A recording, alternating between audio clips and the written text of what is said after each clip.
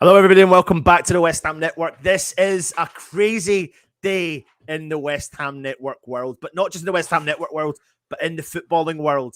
And not just in the footballing world, in the West Ham world, because we've not just got deadline day, which this is what this show's about. We've got the Europa League draw coming straight after me and Dan do this show. Then we're preparing for the game at Luton. West Ham go to Luton Town this evening for a massive Premier League game. So it's a huge day, and we expect some movement in the transfer market today. So we're going to be bringing you all the news like we do. We've got breaking news, stuff coming your way. Don't you worry. Stuff that Russ loves like this.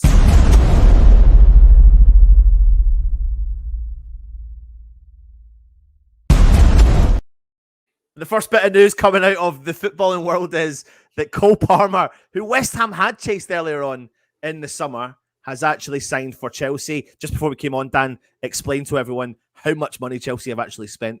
So since Todd Bowley took over, that's £1 billion. It's mad. It's mad. And they obviously found a way, didn't they? Because, you know, FFP is a big thing. And I will say as well, usually when we talk about financial fair play, we always talk about it with a pinch of salt, like it's not a real thing. But we've really noticed it this summer that it's a massive thing for everybody. But Chelsea have just found a way, haven't they? And you know, £1 billion in 3 windows is obscene. I will say one thing though, I really like Cole Palmer, and when we got linked with him, I remember doing a show with yourself when we were saying like, I thought he would be a really good addition for us. But I actually think that the Kudos deal looks even better now, because he's cost 42.5 million plus add-ons. You know, I think that's a lot of money for Cole Palmer, who's not really, you know, proved himself, you know, in the Premier League, because he's not really had the opportunity to do so. So we'll see what happens at Chelsea for him. But yeah, it's I think interesting though, because I think if we had maybe signed Cole Palmer, you know, when the whole kind of Paqueta thing was going on, Dan, and then you were starting to hear rumours that West Ham were interested in Cole Palmer.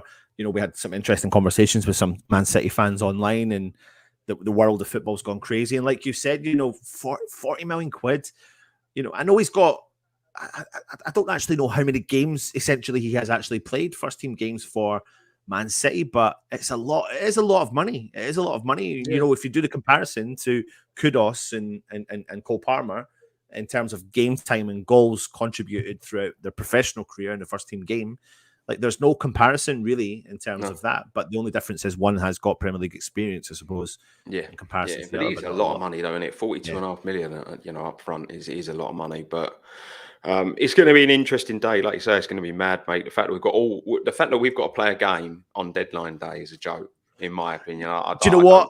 You're right, and I think David Moyes kind of alluded to that yesterday in the press conference. The fact that we are, you know, going to be on the touchline when, in actual fact, they, you know, if players are potentially heading out, and let's get straight into it, Dan. You know, you're hearing lots of rumors about players such as Danny Ings and Max Cornet being of interest to Everton.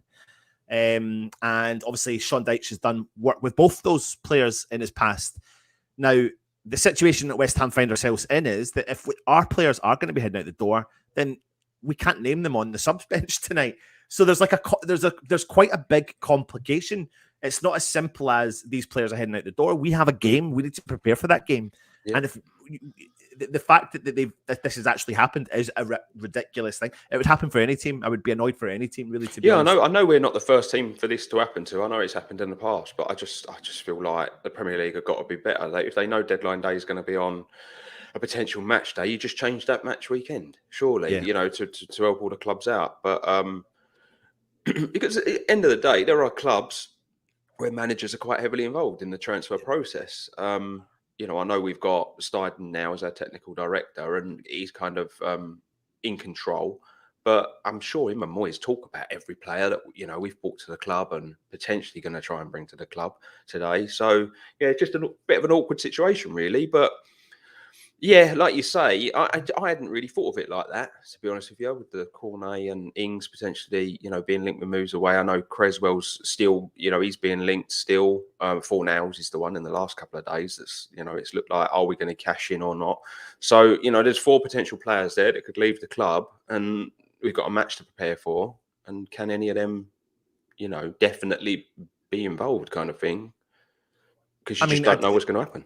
Yeah, because if you are talking about, I mean, he's been quite coy about the whole transfer dealings, but if you're led to believe what you hear and listen to in the mainstream media, etc., then we are going to be reasonably busy, whether that's outgoings and incomings. You mentioned it there. A couple of players just to talk about. Pablo Fornals has been linked out of the club. Aaron Creswell, I've put Wolves logo there because obviously they're about to receive a windfall of money, so they can get a little bit active on deadline day as well. So a couple of players that are linked out. I mean, I've just mentioned 4. There's probably a few more you could possibly consider as an option heading out the door, but that does scupper, in my opinion, maybe a little bit of planning for the game today, or also could scupper a player's transfer out of the club if that was to happen. You can't go into tonight's game without a replacement and not have, say, Pablo Fornals, or 2 or 3 of those players I've just mentioned not on the bench, really, in my opinion.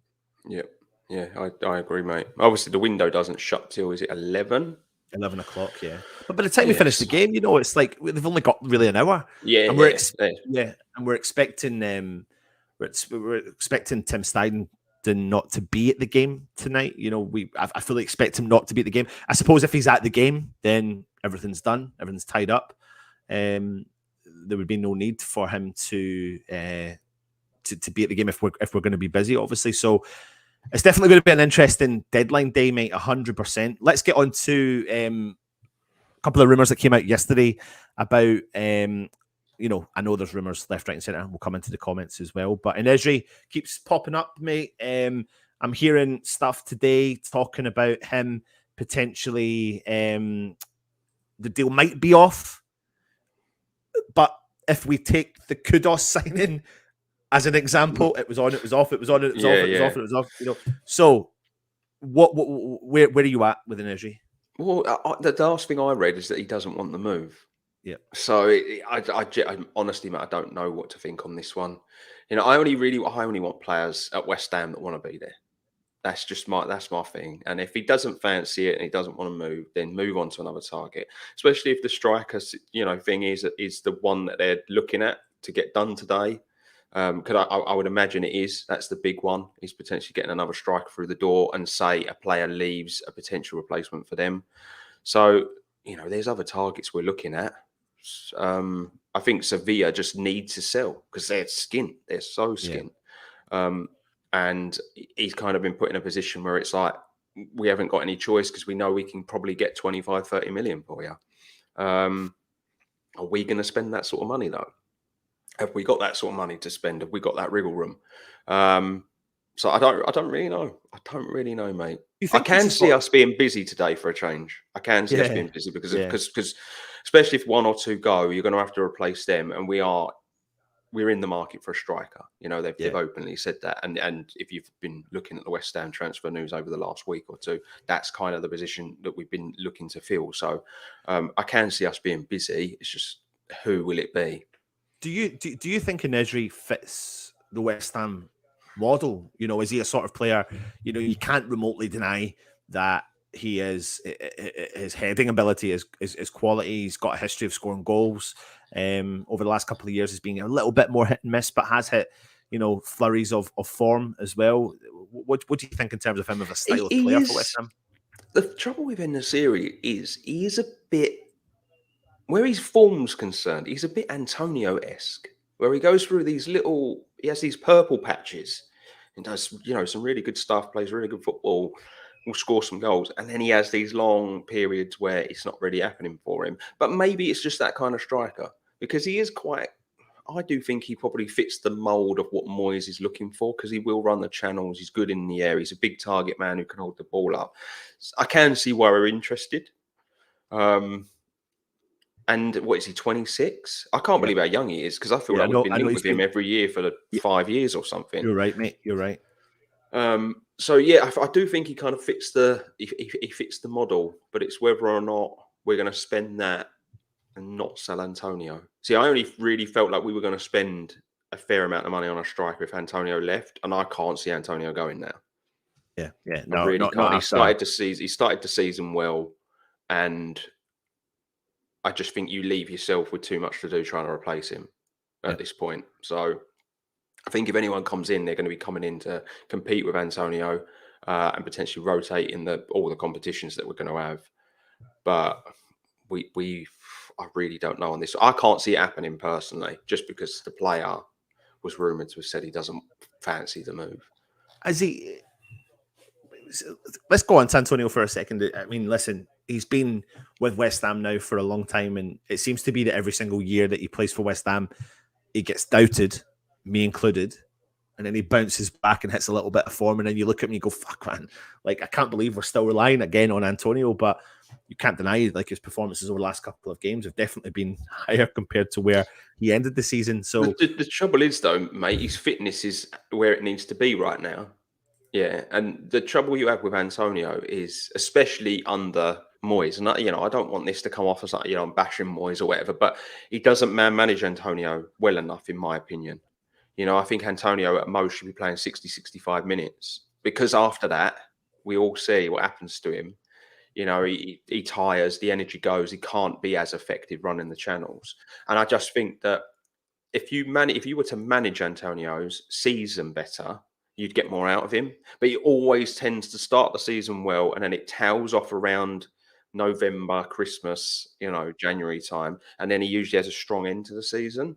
I just think you need to manage. You have to remember, Antonio's 33, 34 now as well. You can't keep relying on him to keep running the channels and doing what he does. But he tends to always start the season well. It's just as the season goes on, I think the body just comes under strain, because I just don't think Moyes manages his season well enough. No. I think that's why there is a big need to get a good striker who can run the channels, that can help, because then you would have that option. You look at Newcastle, a really good example of this. They've got Isaac, who plays. And then if it's not working with Isaac, they've got Wilson to bring on. They're two really good strikers, both will run the channels. Both really good goal scorers, and that's what you need. You've got to have competition. You've got to, if you lose Antonio to an injury, you've got to have a striker that you've got enough faith in that you can throw in. Because the last few years, we just haven't had that. He just hasn't had the faith in the strikers that we've had that have sat behind him. Yeah. No, I know exactly what you mean. It's definitely an interesting one, because you just don't know the amount of strikers that West Ham have gone through a career. I feel like every time we do the transfer show, mate, especially on deadline day, we talk about this same situation. And I'm telling you something now, 4 years ago or 3 years ago, or however long ago it was when we signed Sebastian Haller, I honestly believe we probably all sat there thinking, in the nicest possible manner, we wouldn't still be here in 2023 talking about Antonio. And I'm not being horrible to him, but it's true. You would have thought, we'd be buzzing because Sebastian Haller would still be our number 9, up top. But that's just not happened. So now we're left with the situation we're in. We just can't seem to find the right striker. But we have to probably look at the mould of what Antonio was like, and rather than trying to look at something else that's just not going to work and we're not going to adapt and fit into that system. The trouble you got, mate, is Antonio is so unique at what he gives you. Honestly, like how many blokes are there out there built like Antonio that can move like him? Do you know what I mean? Like, not only will he hold up play and win headers, but he'll run the channels, and he'll go past people. And I say it all the time, but he's an enigma, because he can go from having a shot and it rose heads to drilling one up, low and hard past the keeper against Chelsea. Like, he's a strange player, but there just aren't many guys in football that are built and move like Antonio. And I think that's the issue you've got.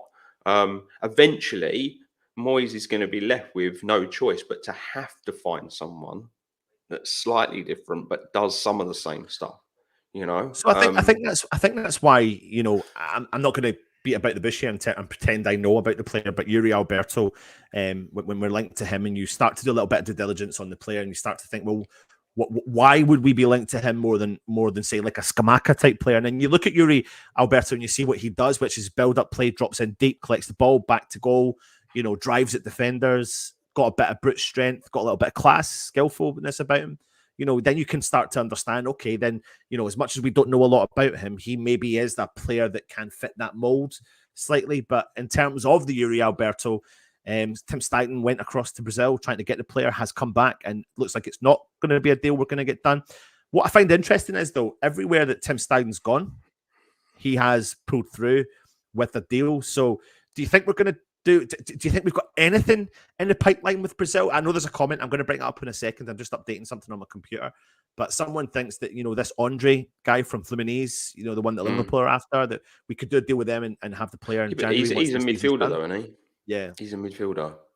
And that was going to be done for January. We were going to do it now. He was going to come in January. See, do you think he's flown all that way for nothing? I mean, I know it can happen, but just it would be the first loss. I think maybe because his success rate, because his success rate's been so good, we just weren't ready for one of them not to come off. The big stumbling block with this with that fella though was the potential sell-on fee that they wanted added, and it was 40%. I mean, you can't do that, because at the end of the day, if he does play well and then you end up selling him for really good money, that's half of it's gone.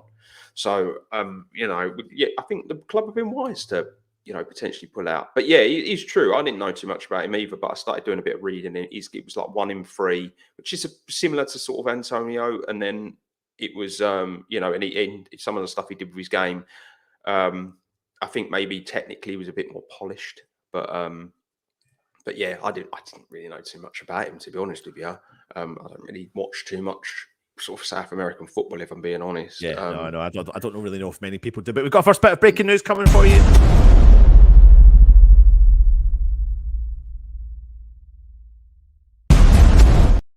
And it doesn't involve a West Ham player. It involves Rob Holding is in talks with Palace from Arsenal to join Arsenal on a loan move with an option to buy as well. So there you go. I'm just, listen, we're going to bring you all this news as much as we can, including the West Ham stuff, as we go along. So there you go. Rob Holding is potentially joining Crystal Palace.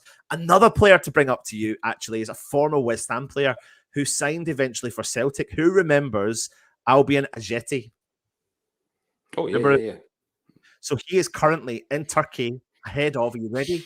A £500,000 move. The fall of a 26-year-old superstar that we signed from, was it Basel? FC Basel at the time? Yep. Bit of Champions League experience, but just, again, another striker that never fitted the mold. But he's about to leave Celtic and join Gaziantep in Turkey for 500k. So here you go. Another successful former player as well. Jump into the comments.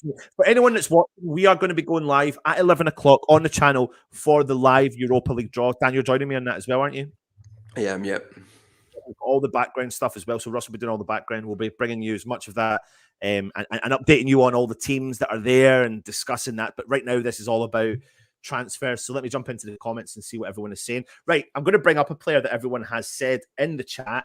A player that is trying to push for a move to England today, and it's this player, Origi. Now, we were and have previously been linked to him in a lot of windows. He is pushing for a move back to England, and there's lots of clubs interested. Do you think West Ham might have a little sneaky go at him when they're looking for him? They might do. Might do. If you get desperate, say it's getting a little late in the window and you still need a striker and he's available, like maybe on loan or something, we might do. I know a lot of people are not that keen. I don't know what, to be fair, well, it's funny though, there's 2 people already that are keen in the chat. Well, Origi he did some good stuff at Liverpool. He became like a real super sub for them as well. See, and I don't think that's a bad thing to have in your team. Someone who impacts games off the bench. Because, Solskjaer was king of that. You know what I mean? Like back in the day. And I just think sometimes you just need these players. And I know he did some really good stuff. I don't know what he's really been doing at Milan, to be honest. But I don't know. I don't think he'd be the worst option. I wouldn't buy him. I'd maybe take him on loan for the season. Take him on an option. Yeah, and just see what he can do. All right. Got a little kid joining me here now. Tizo says, morning, Everton fan here in peace. Thank you, guys. You've had a great window after a poor start. You've done great signings. Kudos. He's a monster. Really want him at Everton. Good luck for the season. Billy Clark says, wonder which players are sitting on the bench tonight.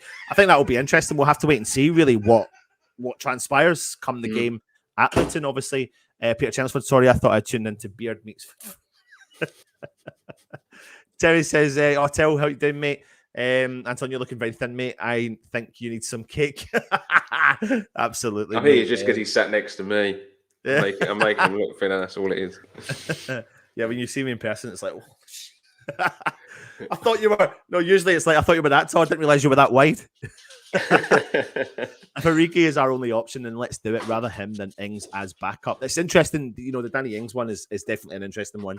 Earlier on, about a week ago or whatever it was, you're hearing rumours that he is knocking back a move out of the club and wants to push and fight for his position at the club. What do you think of that, Dan? See, I commend the player for the whole I want to fight for the position and whatever. But the issue you're going to have trying to shift Danny Ings, he's on 125 grand a week, and I just can't see clubs wanting to pay it at this stage in his career. I look at Ings and I just think he's a different option. I think it's all well and good us wanting to get a Antonio-esque type striker because we've eventually got to replace him. But you need options. Sometimes you could be 1-0 down and you need to go 2 up top, and you play Ings off someone, and he might grab you a goal. See, I think the Ings hate is a little much at times, just because I do think you need options. But yeah. I understand if the club are looking to move him on wider, because 125 grand a week does a lot, not just for your transfer kitty, but for FFP. Balancing the books with the wages and stuff is just as important as making money on players and making the books look good. And 125 grand, you could go and get a couple of youngsters and share that across those two players as well. That's how you got to look at that sometimes, and it's a lot of money for someone to sit on the bench. I can't get over though. Danny Ings's montage that the club put out when he was walking up. I think everyone who has like a social platform was like, I just instantly heard the Stone Cold Steve Austin music, and it was just like the guy is just like in beast mode. And do you know what? Essentially, if he stays, he stays. I'm not going to be disappointed if he stays, because I think he's definitely still a great option coming off the bench. When you need to play that style of football, you don't want anyone else in that box except for the fox in the box that is Danny Ings, essentially. Let me bring on everyone else knows. Let's bring on Holly into the show. Holly, how you doing? Hello, how's it going, guys? Good, thank you. Yourself? Yeah, really good, thank you. Big day today, isn't it? Yeah, it's a mental day, and we're already kind of, I don't know if you've been tuning in a little bit, but we've been talking a lot about some of the players that are linked in and out of the club, Holly. So the one we're currently talking about is Danny Ings. Dan said he kind of commends him, but it's a weird one, Dan. I agree with you on that. I commend him for saying, I'm staying put, I want to fight for the position. But if you knew that was led from a place of footballing and not just financial, then you would commit to that 100% comment. But we don't know if it is a mixture of 120k a week plus. He does look like he enjoys being at the club as well. Holly, what's your thoughts on Danny Ings? Yeah, I imagine probably the money side of things does help players when they're in that kind of position where they're not getting played. And same as you, where I definitely commend someone that wants to stay and fight for their place. We've had far too many players that are happy to sort of give up when it gets a bit difficult. So I think that's definitely what we need at the club. But I don't know how he fits in. But I do think that if we are going to switch up the style of play, a player like him is what we probably need. So like you were saying now, I wouldn't be gutted if he left. But at the same time, I'm not like we desperately have to get rid of him right now because it's just a waste. And it is slightly worrying, obviously, with like rumours of Antonio. We know he's been injury prone in the past. If he was to get injured or disappear, and we also had got rid of Ings, I think we might be in a difficult situation. Not that I think Ings will necessarily save the day for us right now, but I'd like to have a striker. Absolutely. Yeah, but Bama deserves a shot as well, obviously. So there's a lot of competition, but yeah, 100%. I'm watching. I've got everything open. Literally, if the computer runs slow, it's because I have got literally everything that I could have open available today. And they're currently at Brighton right now talking about the potential deal to bring in Fati from Barcelona. Dan, using your knowledge of football, is that something we've missed out on, or are you bothered? I don't know if it's so much we've missed out. I don't know if we were ever interested. I know we got a link with him. There's no option to buy. It's just a season-long loan. Barcelona tied Fati down to a big contract. I think it was a 6-year contract. And then when he was about 18, and then he's been quite injury-prone the last couple of years. And I think that's one of the big reasons why they want to loan him out is for fitness, but to balance their books because Barca are in a complete mess. Obviously, Barca have been selling off TV rights and sponsorship rights to the stadium, everything to try and sort themselves out. And then they just went about it the wrong way, Barcelona. What they should have done is just relied on their academy, but instead they've been bringing in all these older players on high wages, and yet they've been a mess again. So it's the reason Fati's going out on loan to Brighton for the season. That is an amazing signing for them. An amazing signing. Like we know how good Brighton are at, transfers, bringing players in and whatnot. But if he goes there and smashes it, like, that is a phenomenal signing. It could prove to be one of the signings of the window. So, we might have missed out if we were actually linked. I know it was early in the window that his name got mentioned, but it'll be a good signing for them, in my opinion. What do you think, Holly, about that one? I'm glad we already faced Brighton, I think, one of the two times this season, if he is going to join. But I think obviously he's a real talent. I was looking at some of the stats, and he's basically broken all these records like throughout his whole career so far in terms of goals, assists. Like, he scored, I can't remember what it was now, but it was a ridiculous amount of goals and assists in his first 17 senior games or something like that. So there's no doubt that he's a huge talent. But like you were saying there, I'm not 100% sure we were ever fully in for him. And it's a loan deal, and I'd always prefer to get someone on a permanent if we can. So that it's a long-term solution. But I think he's going to be incredible for Brighton. I'm glad we've got one of our two games out the way against them if he's going to be going there. Yeah, absolutely. Right, let's get on to another linked player potentially coming to the club, depending on what sources you believe. It's on, it's off, it's another kudos, you could say, as well. So the player in our mouths we're going to talk about is Filip Kostic from Juventus, formerly of Frankfurt, and he is currently linked to coming to West Ham. Apparently Juventus are keen on a move. I think there's Italian clubs interested. This does tend to happen a lot in Italy. You find that even whether a player moves for 1 year or 2 years and literally come close to a window, to sell, to then go and spend some money, etc. That just happens a lot in Serie A. Holly, Kostic, we were heavily linked to the guy last season, and you can't deny when you look at his history of what he's capable of doing. Yeah, he's an unbelievable player, and I think left wing probably isn't where I'd say that we have to sign someone and that needs to be our focus. But I think he'd be an unbelievable addition to the side. And I'd be really excited to see what he could do as well. And having more squad depth is going to be so useful with European football and Premier League, and being able to properly juggle and manage our team. But I think Kostic would be unbelievable for us. I definitely like him there. Obviously, we don't want to pay an absolute fortune when we still need, in my opinion, a left back and a striker, more importantly. But if that's one piece of business that we can get over the line, I would 100% take him at West Ham. What are you both saying? What do you think, then? Yeah, his numbers speak for themselves. When we got linked with him last time, I was really excited that could potentially get done. What I like about him is he can play left wing back. And I think that, there's going to be times in the season when Moyes is going to switch to a 5, and having a natural left wing back, because that is probably his strongest position, it just makes that transition smoother. I agree with what Holly's saying. We do need a left back. I actually think we need fullbacks both sides, but I think that'll be something we tackle next summer. And then, I just think if you could get it done for the right money, 25 million is too much. He's 30 years of age now. And I know, as footballers, they tend to be able to play longer these days. So 30 is not really old, but you've got to think one bad injury, then he's that shortens his career straight away. I just think that's a lot of money. But if you could get it done, maybe a loan with an option, I think it'd be smart business. I think that's one you try and get done. I just like his versatility up that left hand side, and it's just how serious is the link. Well, let me read some of the stats to you. I think in terms of the link, again, you can try and put 2 and 2 together. So Juventus are keen to potentially move him on. So what they've probably done is opened up a conversation that's already taken place last year. That's probably the quickest and most easiest route to do. So therefore, West Ham realise the player's available, and they may have a discussion about it. But if you look at Kostic's history over the last, say, 5 seasons, last year for Juventus, he played 54 games, 3 goals, and 11 assists. The year before at Frankfurt, he played 43 games with 7 goals and 15 assists. The year before, he played 30 games and he had 4 goals, 17 assists.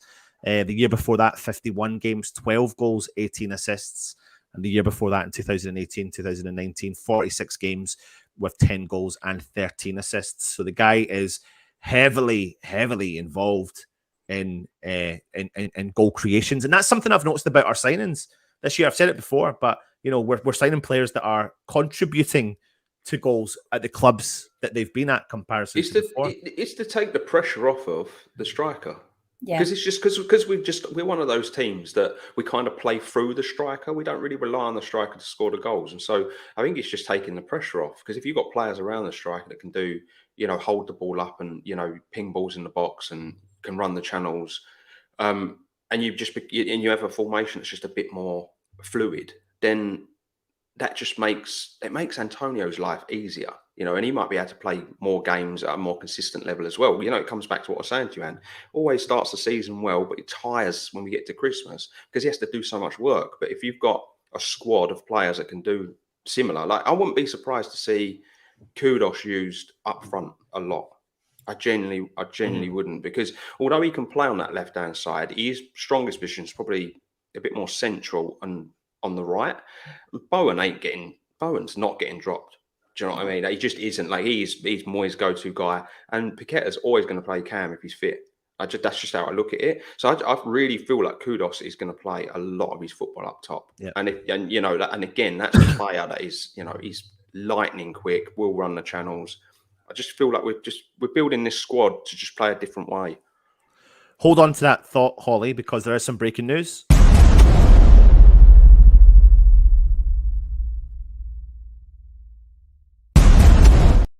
Of course, it's not involving a West Ham player at all, but Man City. Oh, I've done that wrong. I'm so annoyed with this. Oh, no. Worst breaking news ever. Wolves spent £53 million just to keep him. Just to keep him, yeah. Exactly. I think they would have needed to. But Man City have officially announced the signing of Matheus Nunes from Wolves for £53 million. The player did strike, which is something that our man Lucas Paqueta did not do, but they've went ahead and got their other target. What do you think of that one, very briefly, before we get back onto Kostic? I'll go for you, Holly, first. I think once he went on strike, it was inevitable that move was going to happen. And I think also that's the power that Man City seem to have, is that when they do come knocking, there are very few players in the world that I think will actually remain professional and say, I would like to go, but I'll also continue to give 100%. I'm really glad Paqueta is one of those, clearly, that continued to stay focused on the project at hand, despite Man City sort of coming and sniffing around. But yeah, so I think I could see that coming for a while. And I think he'll be good there as well. So it'll be interesting to see what he can do at City. The thing is, there's always the risk that you can be amazing at the team that you're at. And then you go to Man City and you just don't get played. Like we're looking at players like Calvin Phillips, that you get sold this dream and then you get absolutely no game time and your career can just really dwindle. So it'd be interesting to see how they use him and what happens. What's interesting now is that Wolves have a little bit of the old money. So what does that mean now, Dan, for the man we spoke about earlier on, Aaron Creswell? We're not getting offered another extension of his contract. So can you genuinely see him heading out the door today? I'm not sure, because Iheanacho's staying there, isn't he? Because obviously they've changed manager since. Yeah. And O'Neill has got his own targets. They've already been spending their money though. I don't know if you've looked at Wolves' business, but like Wolves have already signed a few players. They knew this was going to go through, and they've already started spending money. And they've taken Tommy Doyle from City as well on loan with an option, $5 million. That's a really good signing for them, because he's one of them he's played a lot of Championship football and he's ready to make the step up. So yeah, they've already started spending. It could happen, but I think a lot of it they got linked was when Iheanacho was going to leave. But he's potentially staying now, so there's that domino effect in football. So we've seen it with loads of clubs, but who knows? They could come in. Yeah, absolutely. Another player to talk about, a player West Ham have been linked to again, one to keep an eye on, is Ekitike, who currently plies his trade in France with PSG. He's linked to a lot of clubs right now. There's an ongoing kind of circular thing going on between Frankfurt and PSG, and also including West Ham and other clubs. And they're looking, with the deal to bring in one of the players from Frankfurt. They are looking to see if they can sweeten that by doing Ekitike. I think Ekitike is looking for a move to the Premier League. and that will be an interesting one. What do we know about this guy, and when will he fit our system? Go you, Holly, first if you want. No, I think he'd be brilliant for us as well. And I think what he could bring to us in terms of like pace and just, I think striker is a position that we really, really need to focus on at the moment, because there's been all the rumours of Antonio leaving or not leaving, but obviously that's on the brink and it doesn't sound like much is going to change. So either way, he's going to be gone within the next kind of season. So I think we really, really have to get somebody in that position. And he's young, isn't he, I believe, as well. So I think he could be a really good signing for us. I think I'm still sold on En-Nesyri if I could choose either, to be completely honest, just because of the goals that he can score from the air. But either I would take.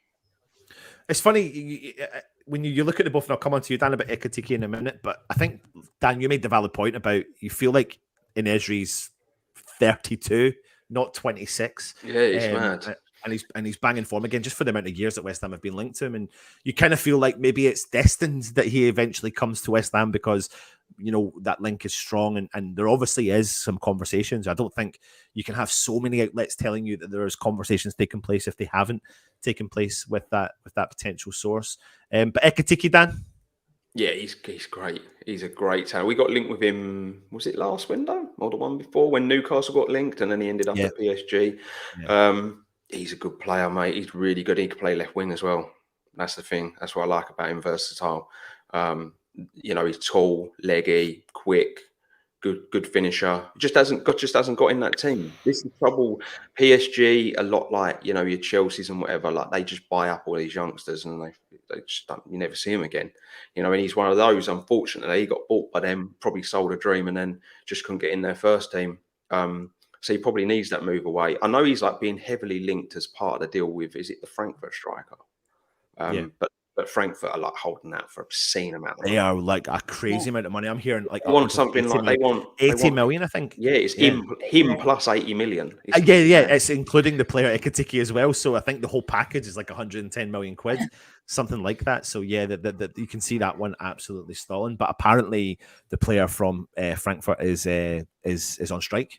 So I don't think that's going to help the equation as well, you know.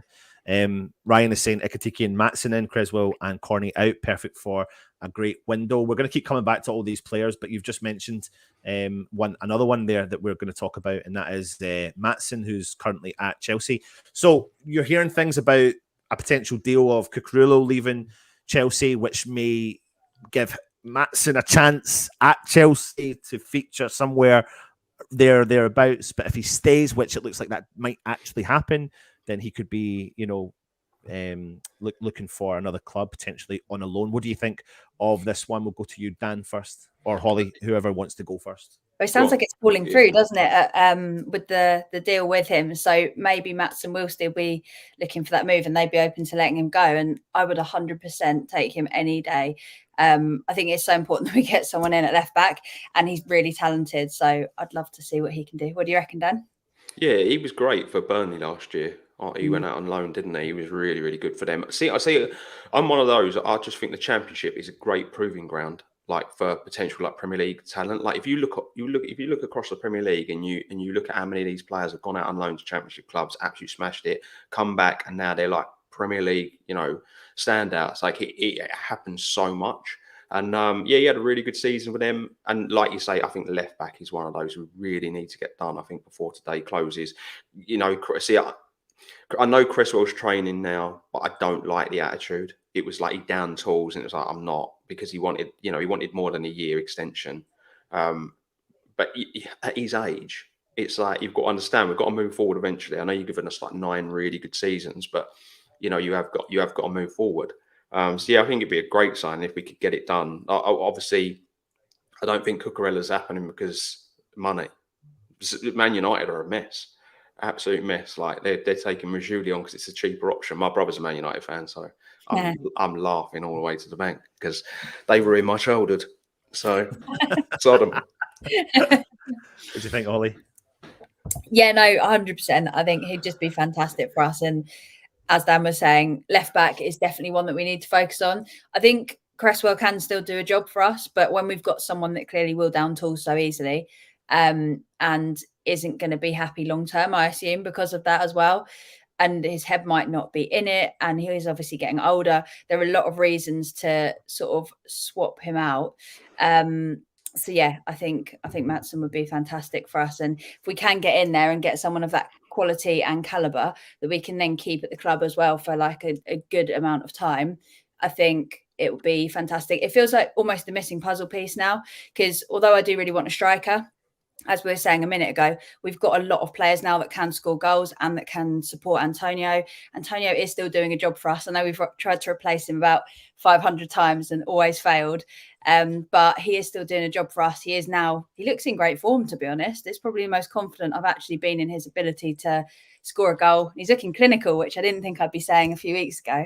So yeah, I think left back has to be a focus, and missing out on Maatsen, if he is available, would be a big shame. He definitely fits the mold of, that I hate saying it because we've been saying it since David Moyes ever returned to the club and mentioned the Red Bull model. The average age of the players are definitely dropping in terms of the signings we're making, with the odd kind of a bit of experience coming in. Maatsen definitely fits that mold as well.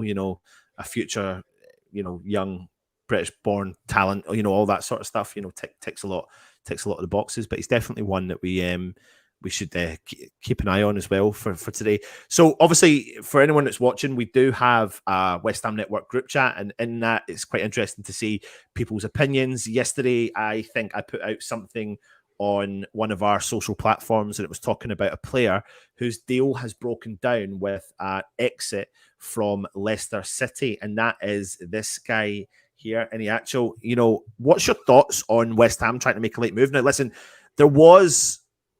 West Ham were strongly linked to bringing him in under David Moyes, but Leicester actually got the deal done. And I think it came down to a sell-on clause with Manchester City at the time, or a buyback clause for Manchester City at the time. And I think that's what scuppered West Ham's deal to bring Iheanacho in.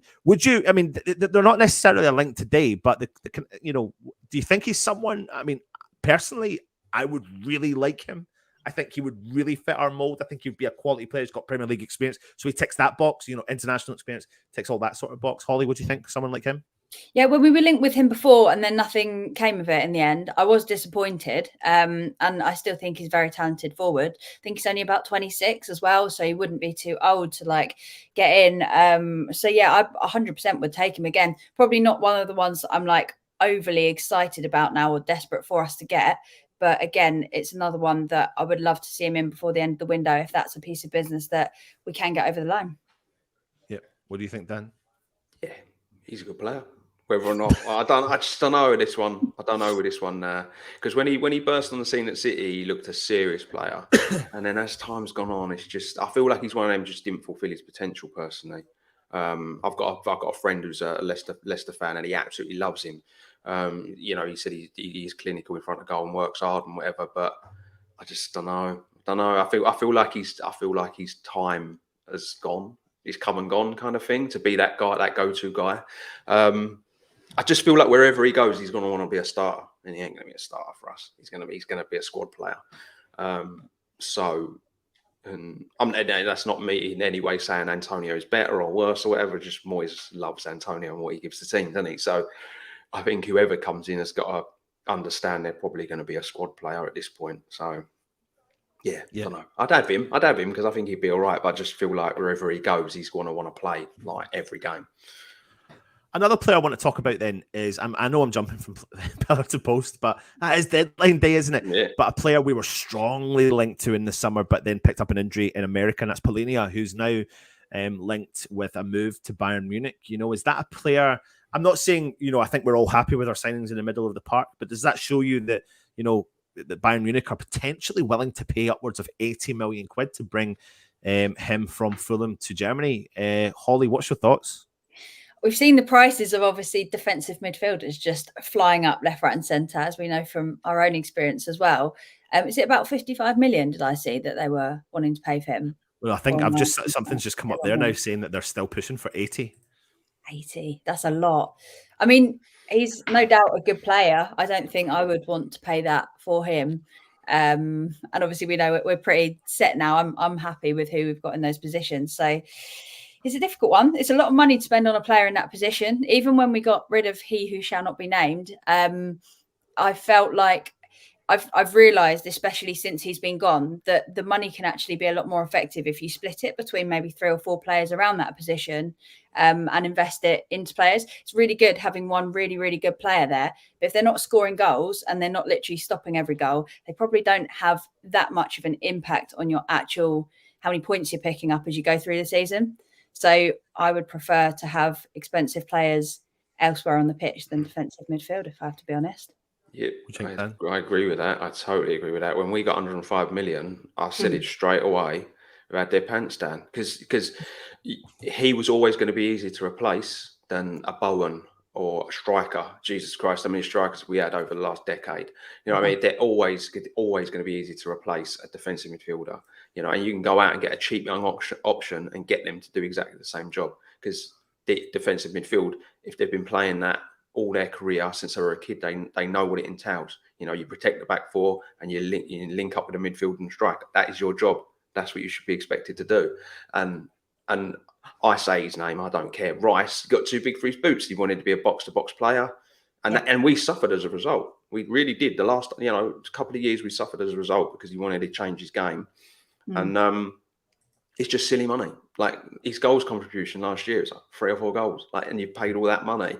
You know, someone said in our little chat, you know, like with Salah being linked to the Saudi clubs, that they felt like Bowen could potentially go to Liverpool. And I went, I'd expect double them to pay double what was paid for Rice, because of you've got to look at Bowen's goal contributions. You know, it's 20 a season, assists and goals easily. So you know that's harder to replace. It should cost more money. So I totally agree with that. Like more money should be spent in those areas where, you know, the goals and stuff are concerned, because it's the hardest thing to come by in football. It is a lot of money for Bayern to potentially spend. I don't think Bayern spend 80 million though. I reckon they get it done for about 60. But I think it goes to show though that, you know, I was a bit 50-50 on him, and a lot of the fan base were, but I think it goes to show that he's clearly a good player because, you know, Bayern want him. And Bayern are one of the biggest clubs in the world. So, you know, they clearly, it's sort of when us fans sit here, you know, we talk about players and stuff, like we can have our opinions, but like when big clubs look at players and think they're good, then clearly our opinions mean nothing, because that, you know, that's a serious football club.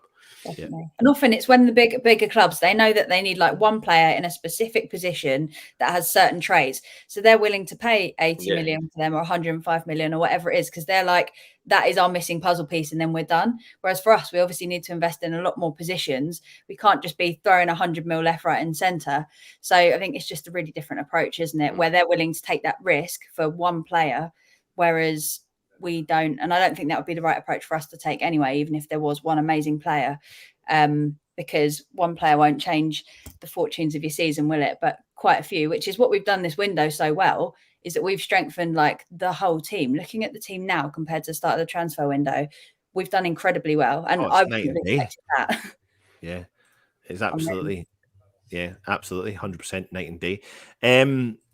You briefly mentioned there the deal with the Saudis for Salah. You know, it looks like they're not going to give up.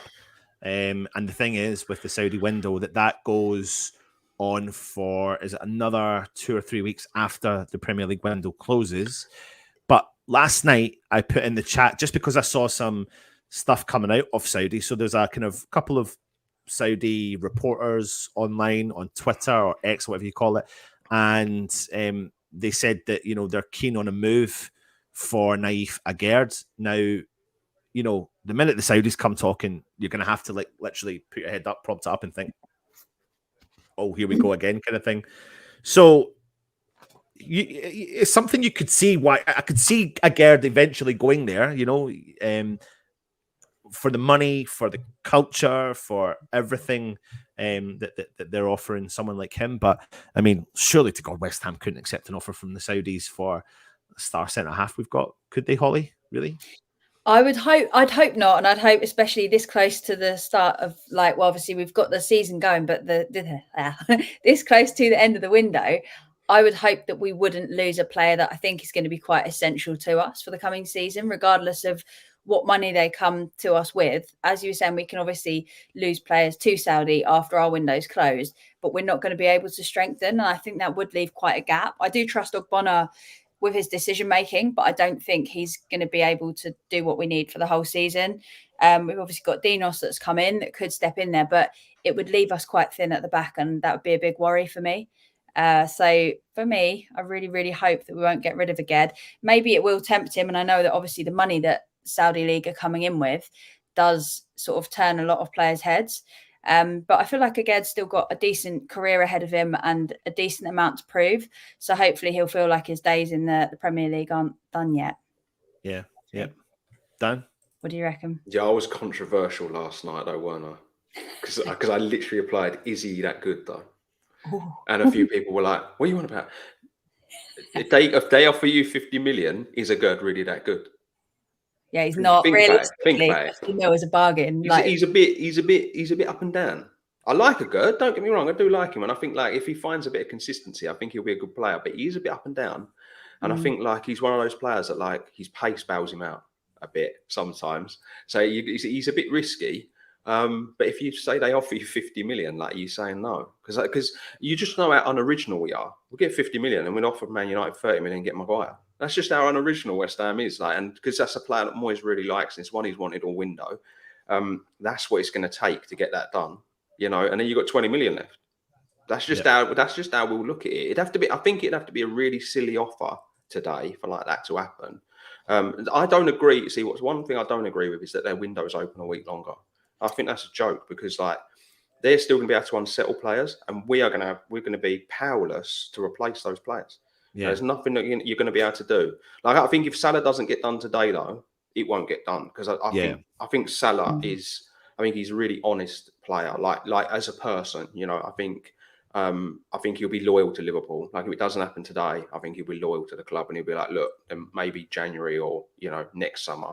But it's obscene amount of money they're offering. You know, like 100 million. It's like 50 million in add-ons, performance-based add-ons. It was like, what? He's 31 years of age and like 1.5 million pound a week in wages. It's you can't turn it. You can say what you want, right? Whatever you think of the Saudis and the league and whatever, you say what you want. That's life-changing money.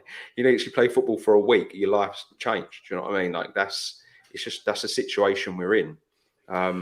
We do have some breaking news, and this time it does involve West Ham.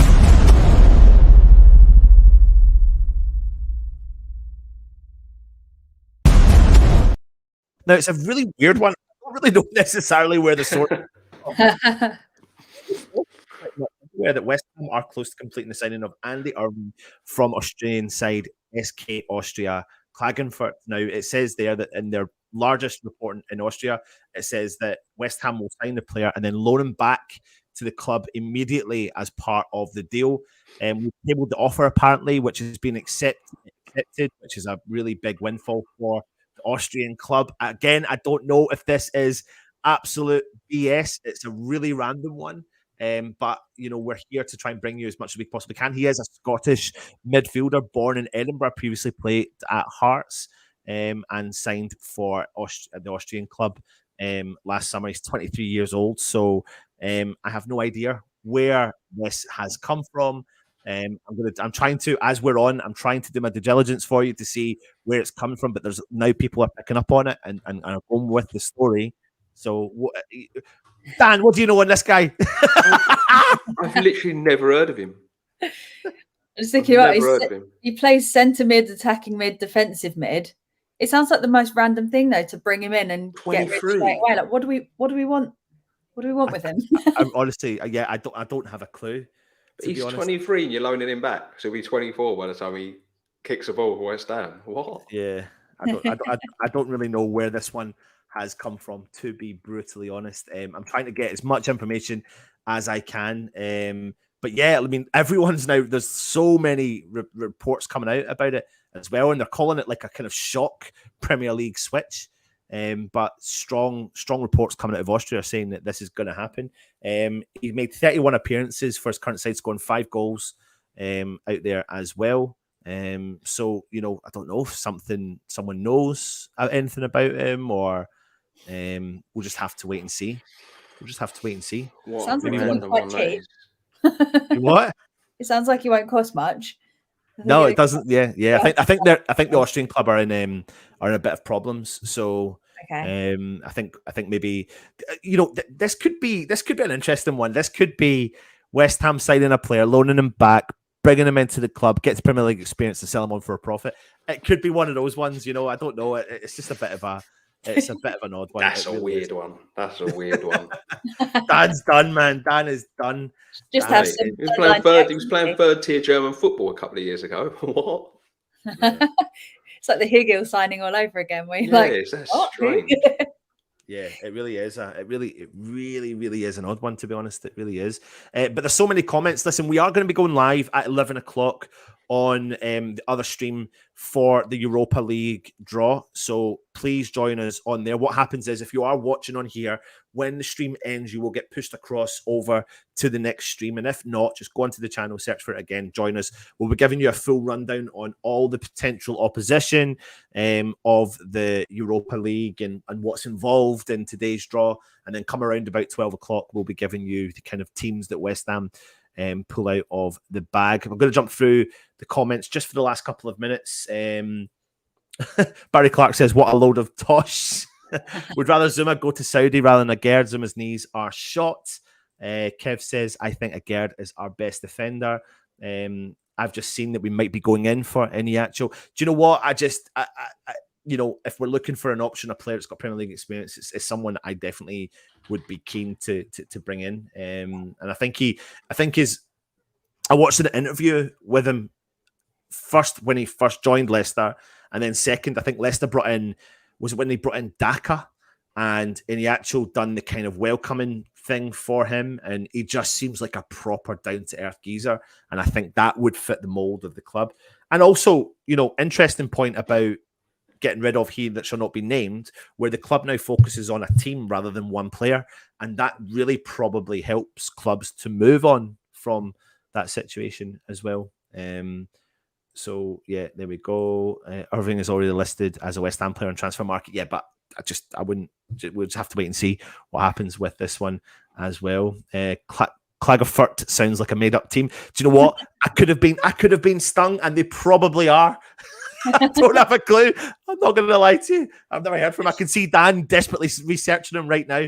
He's got a scout report. He's on. It's all on Wikipedia. Yeah, he played for Berwick Falkirk on loan when he was at Hearts. He went to a third tier German team, and then he went to Austria.